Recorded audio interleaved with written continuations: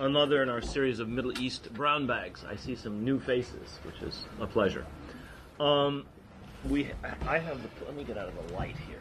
I have the pleasure to introduce a very distinguished Israeli journalist, someone who I've been reading for years and years, and I did not have the opportunity to meet until today. I unfortunately was unable to attend the prize ceremony at which he and a fellow journalist received an award here at the journalism school because I was away. Akiva Eldar is the diplomatic affairs analyst for the Israeli newspaper Haaretz, though that does not actually sum up all that he writes for Haaretz.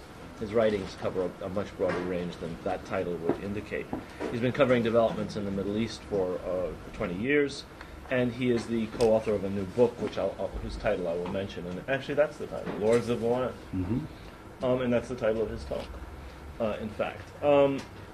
His interview with Yasser Arafat, just before he died in 2004, was the last that he gave to an Israeli journalist. He was also the first Israeli journalist who interviewed Abu Mazen, Mahmoud Abbas, when he became the first Palestinian prime minister in 2003, before he became president, obviously. As Haaretz's Washington correspondent, Akiva Eldar reported on American-Israeli relations in the mid-1990s, and in fact his reporting was better than almost anything you could get in the American media, which is often the case for the Israeli Which press. was quite easy. Yeah, that's sadly true. Prior to that, he spent a decade as the diplomatic correspondent of Haaretz. You may have seen him on television. You were on a show last night or yesterday? Charlie Rose, was it? No, I'm doing Charlie Rose today. You're doing Charlie Rose today. I knew you were going to be on Charlie Rose. Yes. So I didn't know. I know. He's taping it today. Okay. The Financial Times named him one of the most influential commentators in the world in 2006. I only wish more people in this country read him. He is available in English on the Haaretz website, and I strongly recommend you have a look. He's the co-author of this book, Lords of the Land, The War Over Israel's Settlements and the Occupied Territories, which was recently published by Nation Books. His talk today will focus on the settlements as an impediment to both peace and Zionism. So, without any further ado, Akiva Eldar. Thank you, Professor Halliday, and thank you for... There's water over here. Some water for you. Sorry. Thank you. It's important. For stopping by, and I hope that all of you will also, at the end of my talk, will rush to the bookstore because you will not be able to wait and see the rest of the story. We okay. have books here for signing and purchase after the talk. So we'll break 5 minutes early so that people don't get trampled. This is a very Zionist book. It's a book about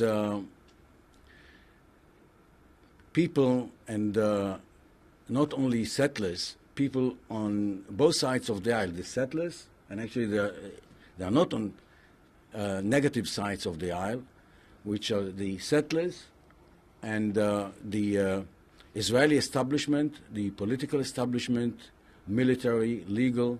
You can add to this the American administration, if you like, even the European, because this is the settlements are the demonstration of a failed diplomacy. I have a friend, Alvaro de Soto, who was the last UN emissary to the West Bank, and I think he will agree with me that while he was there and watching the settlements closely, he could see how they keep growing. It's like, they say that after people die, the nails keep growing. So after we signed the Oslo Agreement, it kept growing. So I want to take it, I don't want to go into the argument whether a two-state solution, because I don't want to get into trouble with Professor Halidi, if a two-state solution is still is better than a one-state solution, if the whole demographic issue is a subject that should be discussed among liberal people. But I will take it from the point of view of the settlers, okay, and the mainstream Israelis, and I will try and answer the questions whether the settlements are actually bringing us closer to the exercising the Zionist vision or not. Well, why doesn't it move? Okay. Now, the document that demonstrates the Zionist vision, actually the Zionist, the political exercise of Zionism is the State of Israel. The most important document that represents the State of Israel's ideas and platform is the Declaration of Independence from May 1448, that is suggesting that Israel will be Jewish, democratic, safe, reaching for peace, and just, moral. Now, let's try and see if the settlements are supporting the need, first of all, for a Jewish state. This is number one. I mean, the whole idea of the UN recognizing Israel as, you know, it's very strange. We are now in November 2007, and every 30 years in November, there is something is happening to us. Actually, it's a very lucky time for the Jews, not so much for the Palestinian. Starting from the Balfour Declaration, which is November 17, then November 47, the UN. November 2nd. Yeah, but it's all November. November 2nd. Yeah. And then November 29th, okay, the UN resolution, partition plan. Then November 19, Sadat's visit, which was the first recognition, actually, of Israel, 77. So it's again, the cycle is 30 years, and now 30 years later, November 26 probably, going to be the Annapolis meeting, and we will talk about this later and try and figure out if this is going to be an important junction as well. Now, look at the figures here, and I think that the answer is clear. Are the settlements making Israel more Jewish? Actually, if you want to try a conspiracy theory, maybe the settlements are a Palestinian idea. Because at the end of the day, you know, they are the worst enemy of Zionism. Because, you know, I just published yesterday an article in the forward, and I think I found in a nutshell in one line the dilemma. The dilemma is between a small and beautiful Israel and big and ugly. So it's big, you know, but look at the figures. Already today, if you look at the occupied territories, and I'm not including Gaza, and it's a mistake not to include Gaza, but, you know, I give them the benefit of the doubt that Gaza is not occupied. Gaza, according to the international law, is occupied. Israel is responsible. If the international community will decide tomorrow, the donor countries, to stop channeling money into Gaza and people will start dying, it will be Israel's responsibility. It will be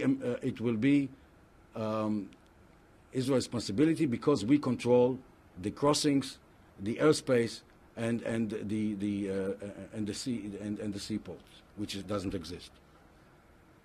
But already now, 54% Jews and 46% not Jewish. This is a binational state. This is not a Jewish state.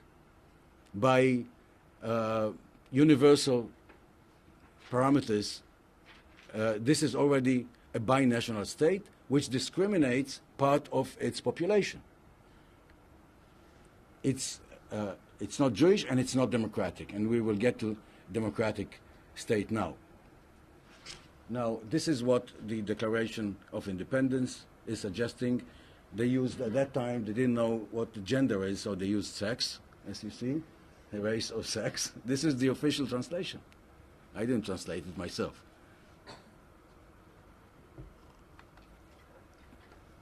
do the settlements enhance democratic values? I know that there are some questions that are very stupid because the answers are clear to you. But let's still spend a few minutes on this. There are three different sets of laws in the occupied territories.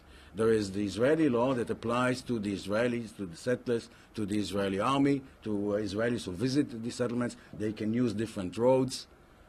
And there is the military law that applies to the Palestinians, as well as the Jordanian law when it comes to planning, zoning, civil administration. Part of it is military, since it's still the military governor is in charge, and part of it is the Jordanian law, and some of it is even the Ottoman law. When it's convenient to us, we go to the Ottoman law. For instance, the invention of state land, which is everything which is not private land, which is when people are not able to come up with documents to prove that they own the land, it becomes a state land. And according to the Ottoman law, the state is the colonialist, which is in this case Israel. And you know how you define state land from private land?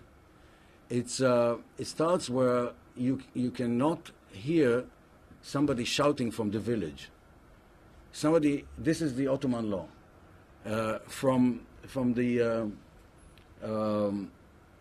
You stand in the field and somebody is standing in the village and he shouts and you follow him, and from the point where you cannot hear him shouting anymore, this is where the state land starts. This of course applies to the Palestinians. More than that, the settlements have produced now the control of the halachic authority over parts of the Israeli constituency that lives there and in Israel. If you read this line, Besheva is the Settlers magazine.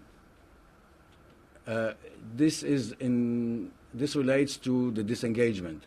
And this rabbi, who was the chief rabbi, I mean, he is not one of those fringe rabbis. He was an official government chief rabbi of Israel. And he just passed away a few weeks ago. And he was asked if the soldiers should follow the orders of their commanders to evacuate Jews, as the answer is an Iranian answer. I mean, this could be an Ayatollah answer. This is not democracy.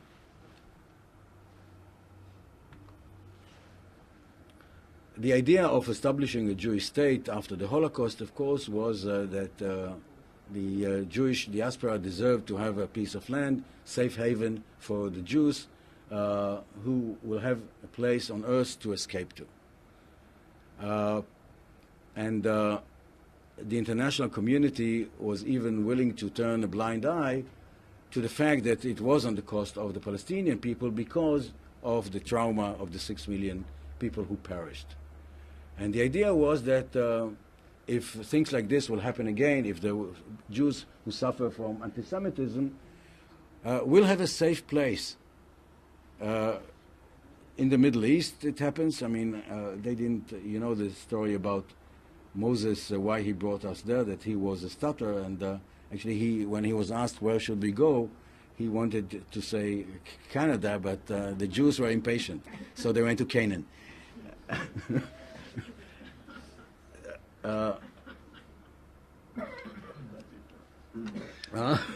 You never heard it? Okay, so it was worth coming here just for this. Or California. Now, is Israel, because of are the settlements making Israel more attractive to Jews who are looking for a safe haven? Now, since the Second Intifada, the IDF deployed two extra divisions in the West Bank. Now, I will give you $1 million to any of you if you will find me one military expert that will come here and say that the settlements are military asset, that they make Israel, or in simple words, if this Ariel, the settlement of Ariel, and we'll look at the map later on, is protecting Tel Aviv, or the children of Tel Aviv who go to the army are protecting Ariel. You won't find anyone. I mean, there were many people who, right after 67, believed that the occupied territories are a buffer zone between Israel and Jordan. But as you know, this is not the case anymore. Maybe one day when, if the President of the United States will keep making mistakes, we will need a buffer zone between us and Iran. But it may happen, but we'll talk about this later. Now you see the number of Israelis, and let alone the number of Palestinians, but we are looking at it from their point of view. You know, I'm not looking at the question of, and this book is a book that was written by Israelis who, and the perspective of this book is not objective. It's from the point of view of Israelis who were doing, I believe, the most comprehensive study on a political and sociological phenomena in the Israeli society. So it's not an American journalist that is looking from New York at this issue.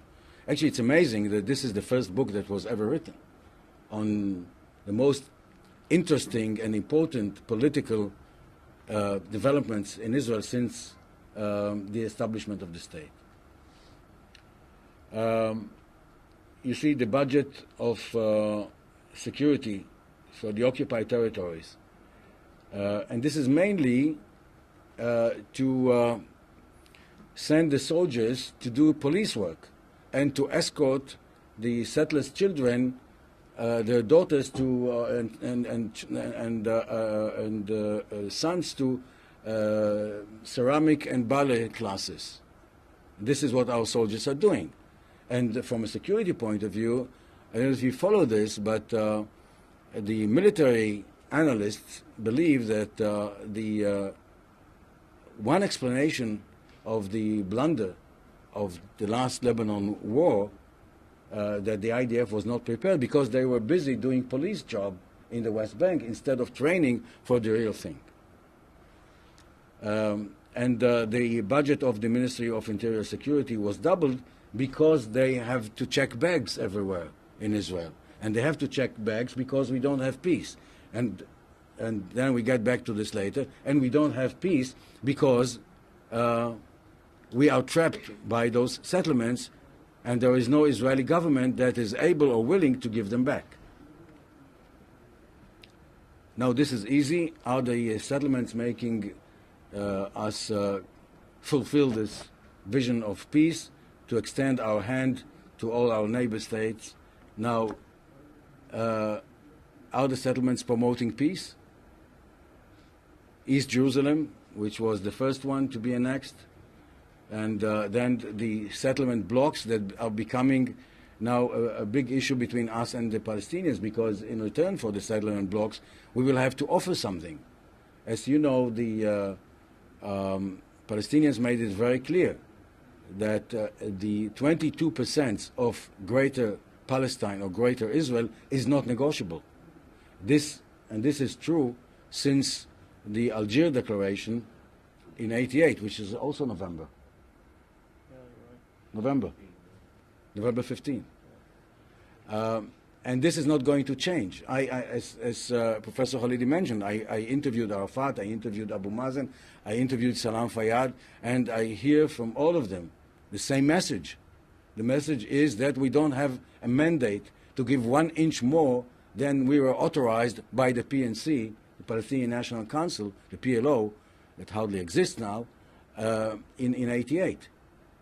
So we are starting the negotiations with the Palestinians with our hands tied by the settlements, because we already now, Olmert will find it very difficult politically to give up the settlement blocks, because the opposition, Netanyahu, will tell him, hello, you got a letter from President Bush that you can keep those settlements in April 2004.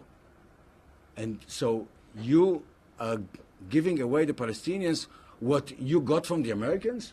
You got from the Americans? Settlements, territories?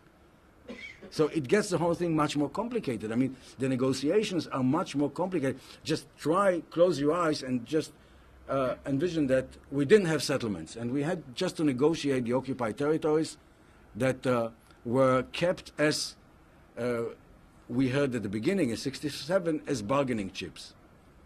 Like Moshe Dayan said, waiting for a telephone, and then we will give it back. I remember I'm old enough to remember, I was a student in Jerusalem at that time, and this is what we heard, that this is a bargaining chip. We are not going to stay there. And actually, 30 years of peace with Egypt prove that if you don't have too many settlers, like in the case of Yamit and Sinai, it's much easier. Can you imagine that there were 270,000 settlers in Yamit and in Sinai? We wouldn't have peace with Egypt, or it would be much more difficult. Now, again, we have this great opportunity by the Arab League Peace Initiative that is offering us normalization in return to the 67 borders. And again, this could be much easier to agree on if we didn't have settlers there. Look at the figures here. What is the message that Israel is sending to the Palestinian and to the international community?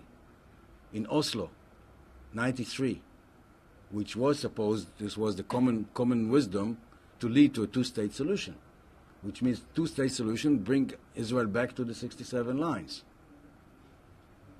And today, in Annapolis, we are looking at from Oslo to Annapolis.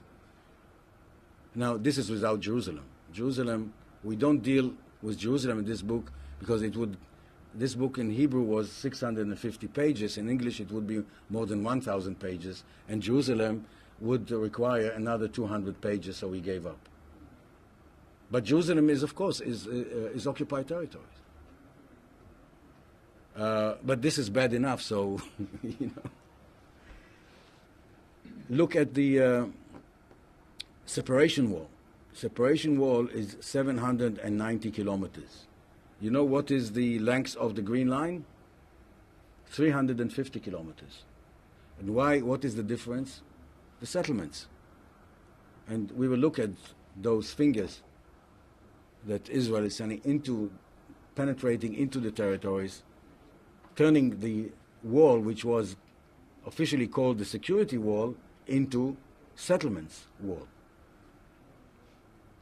And of course the roadblocks, checkpoints, the so-called liberal occupation.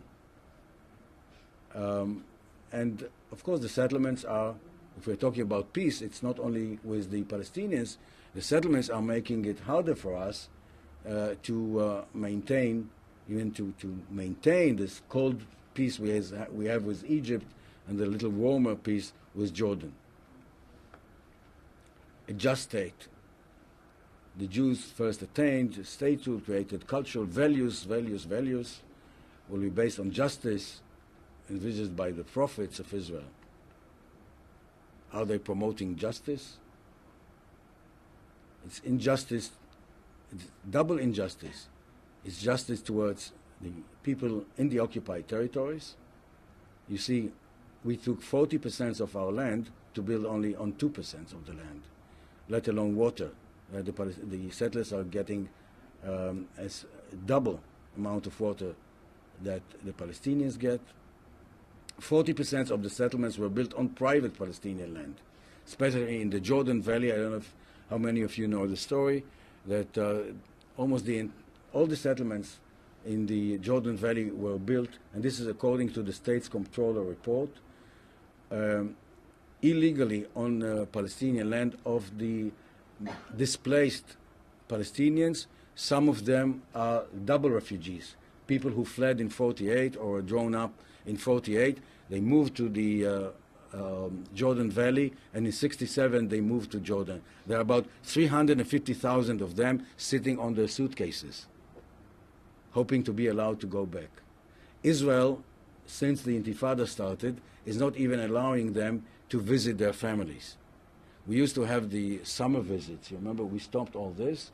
No more family reunification because the government is afraid that if they will cross the bridge, they will go to court and will sue us, and Israel will have to give them back their land. According to the Israeli law and the Jordanian law, this should have been only a deposit that we should keep for them and not touch it. Now, it's also injustice toward other Israelis. $10 billion of Israeli taxpayers is being invested, and I'm talking about, for instance, tax exemptions that they are getting, special mortgages, grants to buy free land that they are getting, 20 children in a class instead of 35 children in Israel, jobs. In certain settlements, you can find as many as 50% of the people who are government workers, federal workers, or municipal workers. And see what Israel Harel in Nekuda, which is the New Yorker of the settlements, of the settlers, and he writes in aretz what he wrote in 2004 when he was doing some soul searching and asking why is the Israeli majority turning their back to us, and they are not joining us to rally against what they call the transfer from Gush Katif. And this is his answer. We are not sensitive to what is happening around us, outside our settlements, and he calls this the bubble. He hates it when I did it to him once when we were on a panel discussion. I brought this, yes, in Hebrew. Now, having said all this, now I will try to be a little optimistic. The settlement movement is a blunder. Look at the figures. Sharon was talking in 77 when the Likud took power. His vision was to bring you'll find it in the book, 1 million Jews to the West Bank. 1 million. What do we have now? Actually, if you look at the map, and we'll look at it in a moment, besides those settlements who are suburbs of Jerusalem or Kfar Saba, and people are commuting every day from there to Tel Aviv to work, out of 270,000 settlers, only 8,000 are real settlers. All the others can be swapped very easily. They live on the 2% that the Palestinians are willing to annex. So if they wanted to be an obstacle to peace, they have failed. There are only 4.4% of the entire Israeli Jewish population, which is about 6 million. And from the West Bank, after all they are doing to the Palestinians to make their life look like hell, there's still only 12%. Now the question is, having said all that, is it possible to correct this mistake and save the Zionist dream of a two-state solution? Now, I couldn't believe it, but I can't believe that I'm saying it, but I have the same dream as Ehud Olmert, a two-state solution. You know, I can just welcome him to the club after so many years. You know, we went to school together. We studied psychology together. And I was already then, I was against the occupation. I don't know, this part I don't mention in my official bio, but I was against the occupation before the occupation. I was working in the Israeli Mukhabarat before '67 in Nazareth, with the Shabak, and actually when I was a soldier, I was 18 years old. I was a conscript. I was working in the military government, which was part of the Shabak, which actually we locked it, the offices. And I knew in '67, I knew exactly what it will mean. And in '67, when I was in the Student Union, I joined the left against Olmert, who was already there in the Likud. And when I'm not even sure if I dared saying what he says today about the need for a two-state solution and blah, blah, blah. And I was labeled by him a traitor. So let's see if we can still, since Ehud Olmert now is a supporter of a two-state solution, let's see if we can do this. Now, there are a few documents on which we can base our analysis and try to figure out if it's possible. These are the instruments with which we have to work now. The Arab League and the Muslim Council that made the statements they're willing to recognize Israel within the '67 borders. No, the answer to the question whether they are willing to recognize Israel as a Jewish state, what we want the Palestinians to do, the answer is no. And if you show me where the Egyptians or the Jordanians recognize Israel as a Jewish state, I will join the campaign demanding the Palestinians to recognize Israel as a Jewish state, because it's coming up now. Now, we have those three American International Quartet documents. First, the American Vision 2002 of a Palestinian state, viable Palestinian state, we'll come to this. The roadmap of 2003 that also mentions the Arab League initiative from the original one from March 2002 that was ratified in last March, and the letter to Sharon in 2004, which is not completely just pro-Israeli. There are some good elements there. This is the basis for a two-state solution, that of a safe and secure Israel. All of this is part of those documents. And sovereign, these are quotes from the documents. Independent, democratic, and viable Palestinian state living side by side in peace and security. Now, there are three issues to be solved after we see those principles. There are still issues to be solved, and these are the three issues that we will look at and see what has to be done here. Borders. It says that the Israeli occupation that began in '67 will be ended, which means the borders are the June 4, '67 borders. Contiguity of the West Bank, a state of scattered territories, will not work, which means that the borders should not look like Sharon's Bantustan's idea, like the enclaves. Meaningful linkage between the West Bank and Gaza also, this is another thing that we will have to do. And at the same time, Israel has to have secure and recognized borders, which means that the borders have to be mutually agreed upon. It says also it will not, for the Israelis, that it will not be a complete return to the armistice lines of '48, but changes must be mutually agreed. Now, mutually agreed means actually swap, because the Palestinians will not agree to give Israel territories for nothing. That's clear. And people forget that even Bush was careful enough, or the one who wrote it for him, because I can't believe that he wrote it. I'm not sure if he read it. It says that the changes must be mutually agreed. They were very careful about this.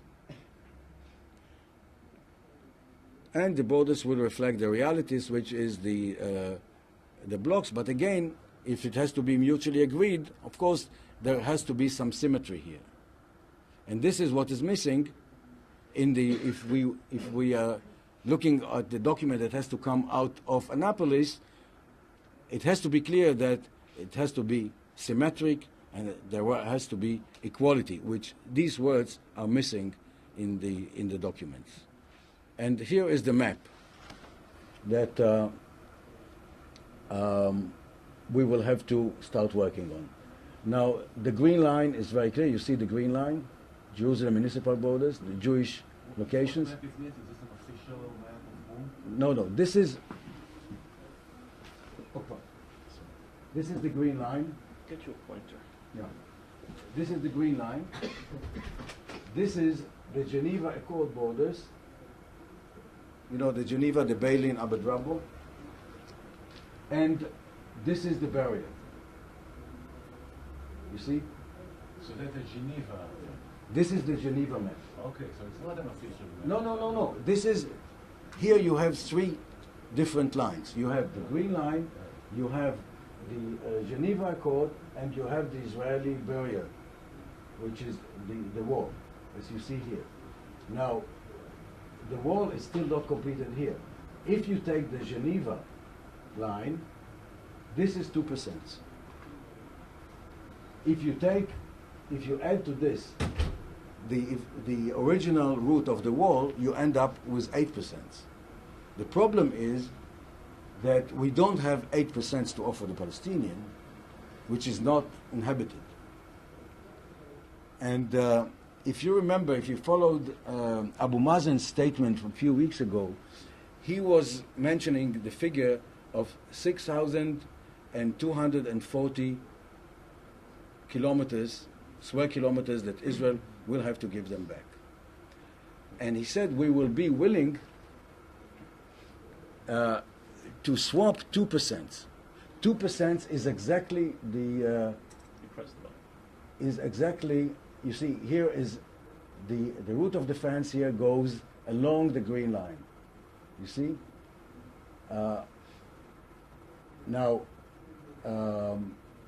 here, this is what the Geneva map is suggesting. The red. You see, this is the Geneva Accord, with very limited area for Ma'ale Adomim. Now, the Supreme Court will have to decide whether they accept this route or this route. This is the official route of defense, or what Shaul Arieli and the Council for Peace and Security is suggesting is the more or less the Geneva route that doesn't take anything from the Palestinians here. And if you see here, these territories, this is the swap areas that will be given to the Palestinians in return inside Israel.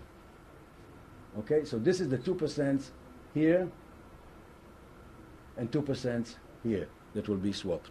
Is it clear? Because you see the route goes a little bit inside and a little bit outside into Israel, behind the green line. Now, 2% of the 6,240 is exactly the 116, more or less, square kilometers that Geneva is suggesting to take from the West Bank and give the Palestinians in return territories here and in Gaza. This is not the 2%. This is more or less half of the 2%. The rest of it will be given them in Gaza. Now, there is more land, free land, here in the Gilboa area that the Palestinians would like to have. So if we want to take more land, we will have to give it there. So it has to be, symmetry is very important here.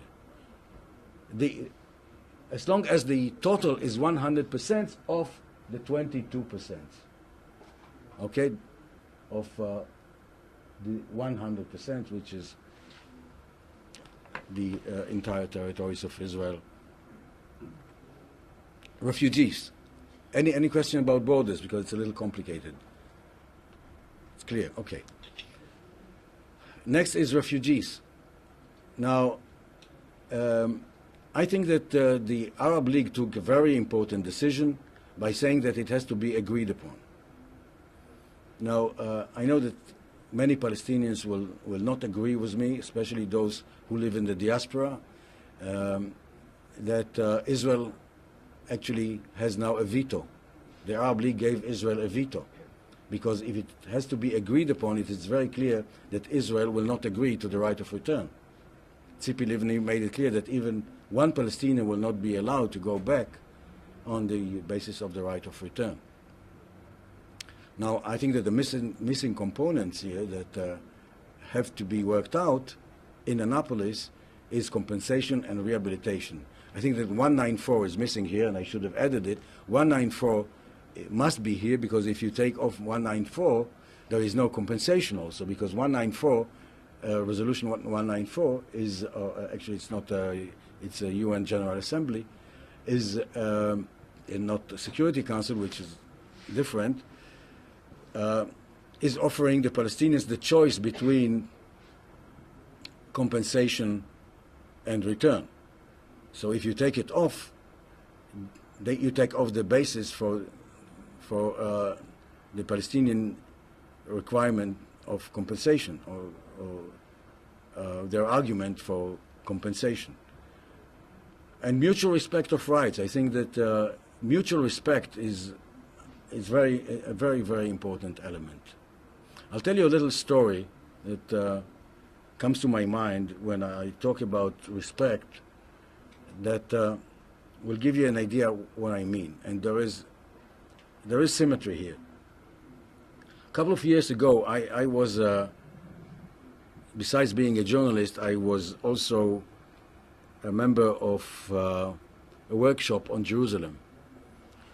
We used to meet every few weeks with a Palestinian group, Israelis who are experts on Jerusalem. Jerusalem was one of my hobbies. I started my career many years ago as a Jerusalem reporter, and before I was a journalist, I was the spokesman of Teddy Kollek, the mayor of Jerusalem. So I have a hang-up with Jerusalem, and I lived in Jerusalem for 35 years until it became impossible. And we were discussing a roadmap for Jerusalem, and we were very close to an agreement about the idea that Jerusalem should be an open city and so on. When we came to the issue of the Temple Mount or Haram al-Sharif, one of my Palestinian colleagues said something very cynical about our claim to that our Beit HaMikdash, that our holy temple, Beit al-Maqdas, was actually at this place. And you know, Arafat used to say that it was actually near Nablus, and he made a provocative remark. And most of the Israelis who were in the room were very upset, and we almost broke up. But it was lunchtime, so we went to the dining room. Everybody was hungry, so we took a break and we went to have lunch. It was in a hotel in Nicosia, I have to say, because, you know, for Israelis and Palestinians, it's much easier to meet in Europe or than to Israel, because they cannot get permits to get into Israel, so we have to fly all the time to, you know, Turkey or Cyprus, places that are not too far.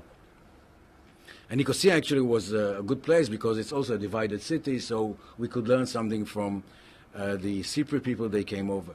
And we went to the dining room, and God's wish was that they were serving pork. And there was, the cook was standing there and slicing pork.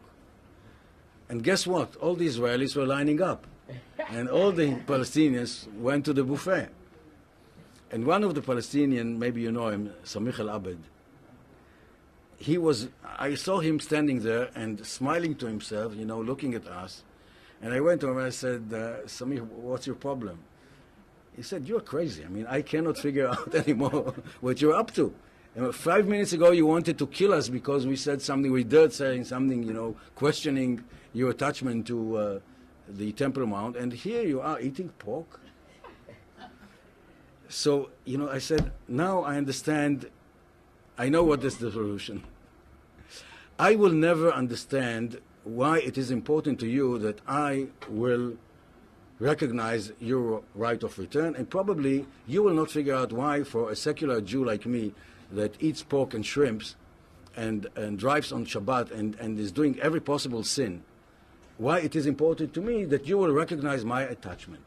So you know what, let's forget understanding. Let's say we respect it. And the deal will be, I will respect your right of return, you respect my attachment to the holy sites. At the same time, we will say, you know, we are not going to exercise our right, or fully exercise our right, and this will be the symmetric deal. The next, symmetric, this will be the symmetry here. It will be symmetric that I respect what you need, is that I respect your right to return to your house. I respect it. You respect my need or my attachment that this is my history, the Temple Mount. But we don't have to exercise it. I mean, I don't need to have the sovereignty over the Temple Mount, and you don't need to bring all the Palestinians back to Palestine because it won't work. If I will demand to have sovereignty of the Temple Mount, there will not be a deal.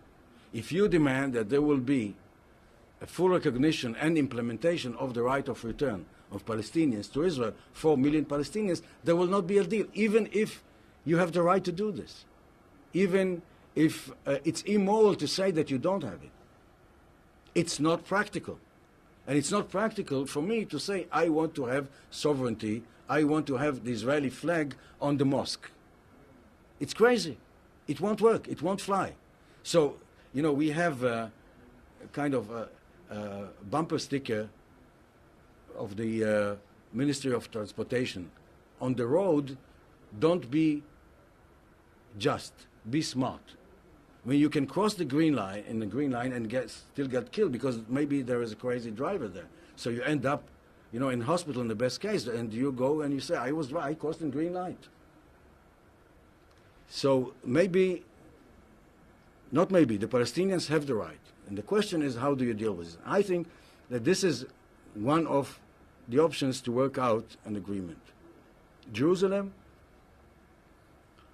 I think that what is missing from those documents is that each side will have sovereignty, and this is more or less what Clinton has suggested, and each side will control its own sites.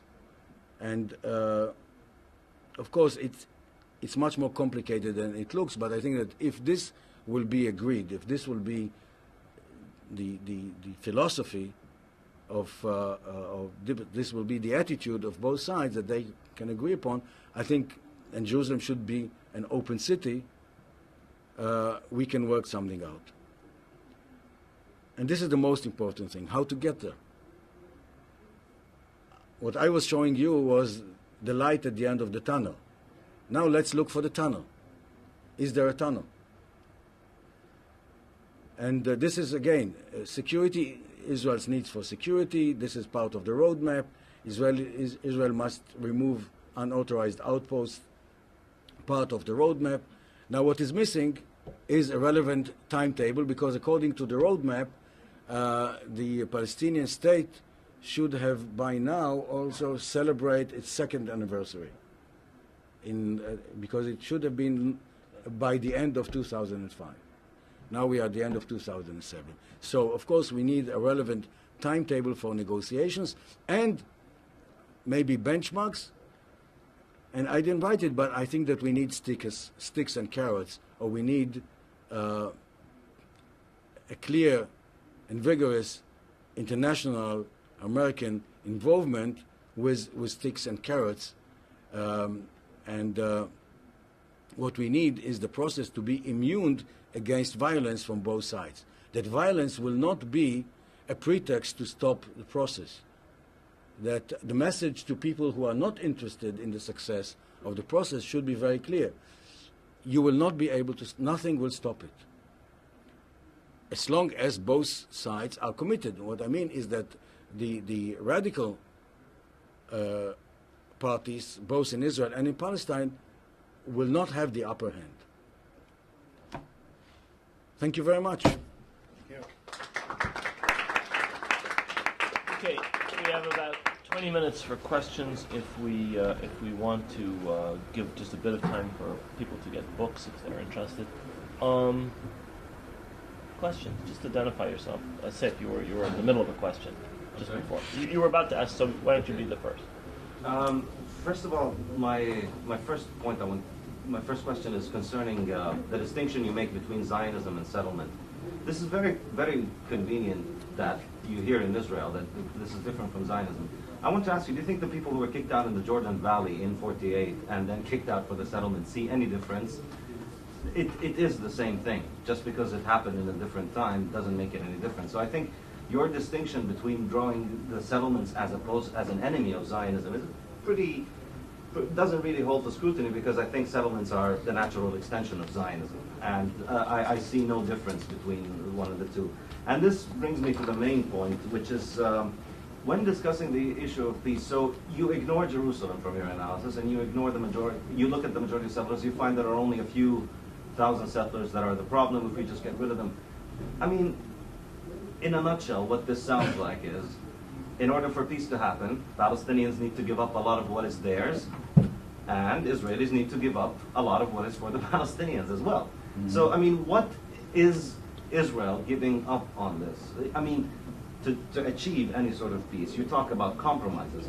Israel is only compromising by getting rid of what is for the Palestinians. This is not a formula for peace. And another example of this is when you talk about, you and Samih Al-Abed talking about Jerusalem and the right of return, you know, it sounds like it's symmetrical, but I mean, let's be honest here. Israelis can still go to Jerusalem, and Israelis can immigrate, Jews from all over the world can still immigrate to Israel. Millions of Palestinians can't go back. So there's a little bit of a difference between having to pray a few meters away from where you would want to pray, considering that you're probably not even going to pray, and between millions of people who are being denied the right to go back to their homes. So, I mean, how do you think you could sell this to a Palestinian? Well, first of all, there is a difference, because the PLO has accepted 242, Resolution 242. Resolution 242 is suggesting that Israel will go back to the 67 lines. It has to be recognized, secure borders. It doesn't say that Israel has to go back to the 14 out of the armistice lines. Okay, so this is the terms of reference.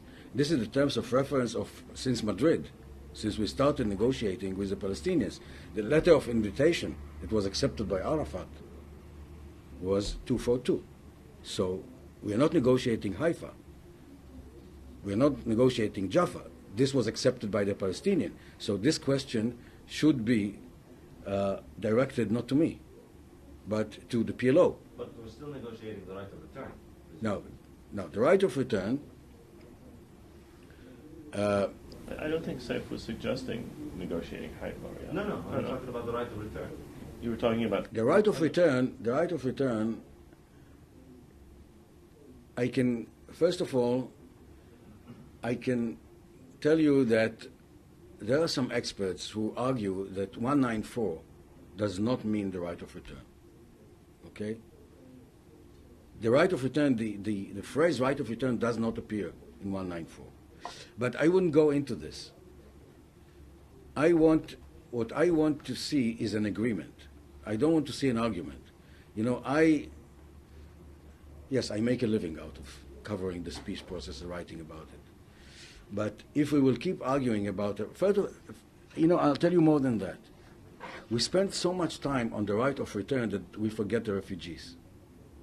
I told Arafat in one of our, I think this was in our last meeting, after the interview, when I turned off the tape recorder and we had lunch together. And I asked him, do you think it's fair to hold the refugees as a bargaining chip? Why don't you start solving their problem bottom up? At the same time, you can negotiate top down, the principle.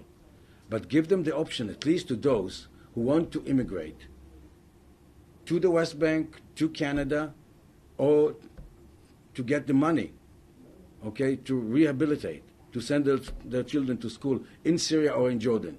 And let's deal with Lebanon, because we know Lebanon is a different issue. You know, Lebanon is a racist country towards Palestinians. They're doing crimes against Palestinians. Israel is not behaving to Palestinians as bad as the Lebanese, and you know that. There is no official law in Israel. Israel discriminates Palestinians. In Israel, I mean, the Israeli Palestinians. But there is no law that bans them for getting driving license or to become doctors. Okay? So we should, I believe that instead of spending so much time, and yeah, we can discuss the right of return. I think that we should have, and Israel should, I spoke to Tzipi Livni about it, she agreed with me, but she's doing nothing. We, the Israelis, have the responsibility to go to the international community, to the World Bank, and say, put a fund of $20 billion and start dealing with it. I think it's not fair to the refugees to do this. So, yes, we can sit here in New York and discuss the right of return. So we've been talking for hours about settlements and about this and about what the Palestinians have to give up. Why is it that when we talk about the right of return, you told me we need to stop arguing and we need to start looking for a solution? Because when it comes to you, what you have to give up, it suddenly becomes, oh, we get the World Bank to pay $20 billion. Why can't you argue about this? I mean, there's not going to be a solution if you keep telling me that you have to give up. And when I tell you you have to give up, you tell me we need to stop. No, because this is something that I will not give up. Because at the end of the day, they will not go to Israel. This is what I'm saying. So, at the end of the day, they will have to choose between 4 options. Let them start choosing now. Okay, let's say those who want to go back to Israel, okay, will wait at where they are now, okay, for the final settlement. But those who prefer, okay, to get the money that we owe them for their assets in Israel, why shouldn't they get the money now? Yesterday. The point is that you say this is we what will I not mean. give it up. You said this. So you are the one who's saying we're not going to give this up. This is not going to make the peace process go on anymore unless we give up this. Why don't we let other people ask questions and you can come back to this? I'm not saying what I just want to explain to you. It's not that if it was up to me, perhaps I would consider it. What I mean is practically, there is no Israeli government. You can wait another 200 years or more. It is not going to happen. You know, I represent maybe 5% of the Israelis. Okay? So let's say that I am willing to give you the right of return. So what? Someone else. You want I read your book, and I think it's a very good book. I read the Hebrew version, and I'm afraid the English version is not. We had to cut about 40%. It's important for history to have the full translation for the next time. Who would buy 1,000 pages? I have a question about the settlements today. Do you have any statistics about the growth of the population in Jerusalem, the occupied part of Jerusalem, and the settlements, say, in the past 3 or 4 years? Any information about the so-called illegal outposts? Have they removed anything, any outposts? Where is it going? Well, I would settle for not expanding them. You're asking me about removing. I would be very happy if they would not. They keep growing, but on the other hand, there is negative immigration in some settlements, such as Ariel. Ariel is shrinking. Yes. I mean, in a town, they call it a town, of 16,000 or 17,000 people, if the total growth of population was 100, and the natural growth there is about 2.5%, this is negative. And this is the case with Ma'ale Ephraim. Even in the Orthodox settlement of Emmanuel, there is negative immigration. People don't believe that we are going to stay there. There are some even stories about people who there are tragedies here because east of the wall, east of the separation you wall? see, Israel, the Israelis are not only cruel to the Palestinians who live in the occupied territories, they're even cruel to the Jews who live there. And I'll tell you how. Since we are talking now, it's very clear, every day you read in the newspapers that we are going to get out of there. People are not very keen of buying property. So people who want to move back to Israel cannot find buyers. There are people who are getting into trouble, they cannot pay their mortgage. And the banks are not willing to take their property. reminds you about what's happening. It's the same crisis as in the United States, but some of them are very poor people, and they cannot afford, so they're kind of trapped. I went one day to one of those settlements, a secular settlement, Ma'ale Ephraim, which is in the, near the Jordan Valley. It's on the west side of the Jordan Valley. And I met with people there. And there was a woman who said that she just came back she spent the summer vacation with her children in Jerusalem with her parents. And she said that when they came back home, she told her children, "Welcome back to hell." And they would love to get out of there, but they can't afford to do this. So the only settlements that are growing are the Orthodox settlement on the Green Line, such as Modi'in Elit and Beitar Elit and Amos, because the Orthodox don't have enough room in Mea Shearim in Jerusalem, and they don't have enough money, so they move there. Not for ideological. I think that the settlers know that they are in trouble because they have exhausted their ideological grassroots. But if I may follow up, do you see any political power that will move the settlers, either in Israel or in the United States? I mean, this talk would have, I've heard this talk during the Oslo year, and everybody was very optimistic. Only the international community can do it. Even if Israel wants to do it, even if the Israeli government would like to do this, they will need the international community to put pressure in order to justify it domestically.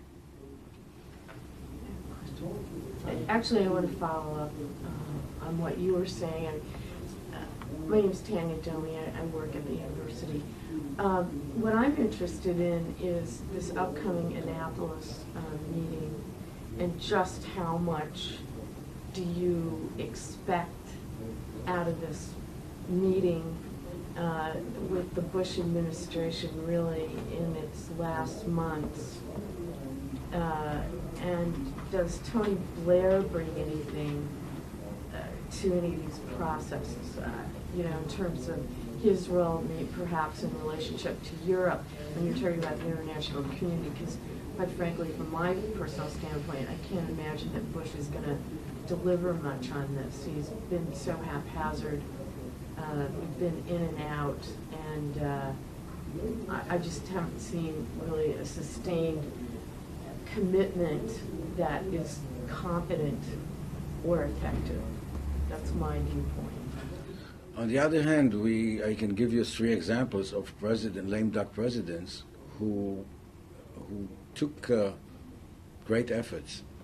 Well, of course, Bill Clinton was one. Bill Clinton, Yes. Ronald Reagan, Yes. during the transition. But both of He those- recognized the PLO. He started the negotiations with Bob Pelletro but both of those in presidents Tunis, were and Bush following and Bush Senior, who did this while he was running for a second term for elections. That he stopped the loan guarantees because of the settlements. And he was not lame duck, but it was even more difficult because he needed the Jewish vote or the Jewish money or both, and he still did this. So we have 3 lame ducks. Abu Mazen is a lame duck. He lost Gaza and he's about to lose the West Bank if Annapolis will not bring us back to something. And Olmert, of course, with a race between the police and Vinograd, who will put their hands first on him. So I don't know. Sometimes, there is the strengths of the weakness, that these people have nothing to lose. So they can gamble on the last chip. DeSoto is my name. I used to work for the UN. There are 2 Israelis who've had rather shaking things to say recently. One of them is retired General Yoav Island, who was the National Security Advisor. Yes. And the other is architect who teaches at Goldsmiths College in London, named Eyal Weitzman, who's written a Yeah, book. he just published a book. Exactly, the Hollow Land. Yes. Hollow Land, the Israeli architecture of occupation. I was at his book presentation recently. Now, they both say that each for their own reasons, that a Palestinian state, as is available, as the Israeli state is able to allow for it, is not viable within the existing, within historic Palestine. This is what Yoha Island said. What Weitzman says is that because of the very closely knit, three-dimensional aspects of the occupation, you just can't disaggregate them anymore. Is a two-state solution still viable, is my question to you. From a territorial point of view, what I showed here, I think that Geneva is suggesting a viable Palestinian state. If it will be also connected to Gaza, it will be a safe passage to Gaza. And if Israel and the international community will allow the economy to recover after what happened in the last 7 years, I think economy is one key to this. It's more important than few percents here or there. If they, like they are planning, you remember, of course, those industrial zones in Erez that was closed, and in Tarkumiyeh, near Jenin, and with foreign investments, what Shimon Peres was playing with, and now they are talking about this Valley of Peace in the Jordan Valley to bring the water, and the Palestinians will be involved in this with saving the Dead Sea that is dying. I think it is possible. I think that Giora Island never believed in a two-state solution, so I'm not surprised. Now, the bad news is that yesterday somebody told me that he heard from Barak that Barak is questioning the two-state solution. So what's Barak's solution? More of the same. Yes. No, what do you mean more of the same? More of the same means that you remember what he said, that we should wait until we will have the technology, the system that will be able to shoot down the Qassam missiles. Until then, we shouldn't withdraw from the territories. So, maybe it will take us 2 years to develop this, and then we'll find out that they have new missiles. So we'll need another 2 years to develop a new system. I think that Ehud Barak, first of all, he wants to be prime minister. So, besides everything, but he doesn't have an answer. He says, "Well, we will have to wait until the Palestinians will become more realistic, and will realize what is possible." The Labour Party doesn't exist, actually. Let me conclude the questioning, because we have to wrap up. It's not really a question; it's just an observation, and you can obviously. I'd like to hear your opinion. My Turkish friends talk about what they call the deep state in Turkey. You have presidents, and you have prime ministers, and you have elections, and you have parliament, and you have parties. But there is something they call a deep state, a republican structure established in the Atatürk period: army, defense industries, intelligence, and republican cadres throughout the bureaucracy who represent something that stays whatever changes. And my observation over the past 16 or 17 years is that underneath the political level in Israel, there seems to have been a drive since the early 1990s, which has not stopped, and which seems to have been directed in practice, whatever the reasons were, I'm not sure, at establishing unbreakable form of control, whatever the outward forms were. And I think that the defense establishment is part of it, but it's not just the defense establishment. The security services are part of it, but it's not just that. How would a politician deal with that? That seems to me to be the problem in this country, to some extent. When you want to change a defense program, you can't stop these planes. You cannot stop these missile systems. You can't stop them. There's no way. They have an existence which is politically cemented, which is part of industry and government and so on. It's almost unstoppable. The same thing is true in some ways in Turkey. And I see the whole enterprise for control of the territories. Whether you withdraw from them or not, you still control them. How does that change? I don't see how we get from that to. I don't even want to talk about it now. Was any change in the status quo in terms of ending occupation and stopping settlement? However, whatever that leads you to. Actually, there are two examples from the last 7 years that show that when the government makes the decision and insists on carrying it out, it happens. The IDF's establishment, including the chief of staff, was against the withdrawal from Lebanon and against the withdrawal from Gaza, and still it happened. The establishment, including Ehud Barak, if you remember, as chief of staff, was against Oslo, and Rabin signed it. Actually, we have a very solid 70 members of the Knesset, a coalition of 70 members of the Knesset from both sides of the aisle who are for a two-state solution. And even in the army, still, maybe it's going to change because you see more and more yarmulkes, skolkops, and more and more settlers there. But still, the majority of the members of the Matkal, of the General Staff, understand. They look at this the way I presented here. That what's the alternative? If it's not two-state solution, what's the alternative?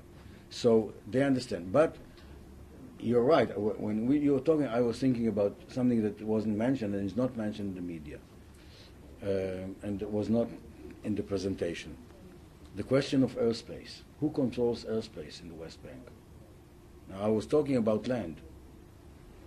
I can tell you that when it came up in Camp David, it was a big issue. Actually, the deal there was that we will have the control over the airspace, and the Palestinian will have, in return, what we are going to give them is the control over the safe passage inside Israel between Gaza and the West Bank, which is out of Israel, sovereign Israel territory. And I was told that if Olmert will dare give up the control over the airspace in the West Bank, he will have intifada from the Israeli Air Force. There you are. Okay, some of you have other questions. Can ask him privately. Because I have one comment. I think it's important. Okay. He's Israeli. He won't give up. I know. I think it's important because I don't know your name, but here, Akiva said that his position represents about 5% of Israelis. In a good day. I think Akiva's position of the two-state solution, 67 borders, no right of return, present 25 to 30% of the Israeli population. The right of return, the objection to the right of return, I would say the position held by 99.5% of Israeli Jews. Whether it's right or wrong, but these are the facts. My I'm going to let you discuss this afterwards. I want to ask you to join me in thanking Akiva Eldar. We can have a discussion. Thank you very much.